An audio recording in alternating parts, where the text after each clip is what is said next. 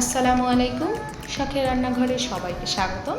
আজকে আমি দেখাবো ছোটো মাছের চচ্চড়ি। এখানে আমি ছোটো মাছগুলো খুব ভালোভাবে ধুয়ে কেটে নিয়েছি। আর এ পর্যায়ে দিয়ে দিচ্ছি পেঁয়াজ আর কাঁচামরিচ। পেঁয়াজের পরিমাণটা অবশ্যই একটু বাড়িয়ে দিতে হবে। আর দিয়ে দিচ্ছি হাফ চামচ জিরা বাটা,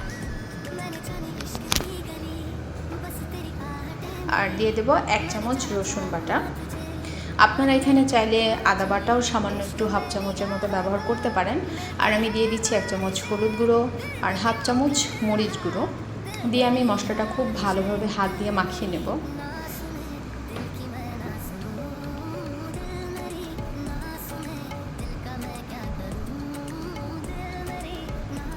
এ পর্যায়ে আমি দিয়ে দেবো স্বাদ মতো লবণ আর একটু সরিষার তেল। আপনারা চাইলে যে কোনো তেল ইউজ করতে পারেন। এখানে তেলটা দেওয়ার পরে আমি হাত দিয়ে আবারও ভালোভাবে একটু মাখিয়ে নেব। আমি কিন্তু চুলাটা অফ রেখেছি। তো যাই হোক, এ পর্যায়ে আমি দিয়ে দিচ্ছি ছোটো মাছগুলো কেটে রেখেছিলাম, সেগুলো দিয়ে দিচ্ছি। এবার আমি আলতো হাতে নাড়াচাড়া করে দেব, একটু মশলার সঙ্গে ভালোভাবে মিক্সড করে দেব।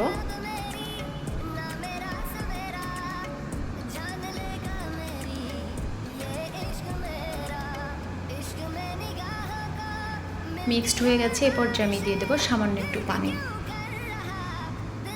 আমি এখানে কিন্তু ঝোল রাখবো না, তো সেটা মাথায় রেখে আমি সামান্য একটু পানি দিয়ে দিয়েছি। আর এবার চুলার জালটা আমি ধরিয়ে দেব। দেখতে পাচ্ছেন আমার কিন্তু পানিটা অনেকটা শুকিয়ে গেছে।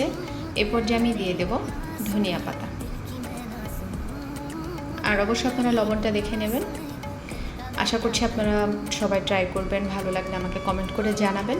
আর অবশ্যই আমার চ্যানেলে লাইক সাবস্ক্রাইব করে দেবেন। Thank you.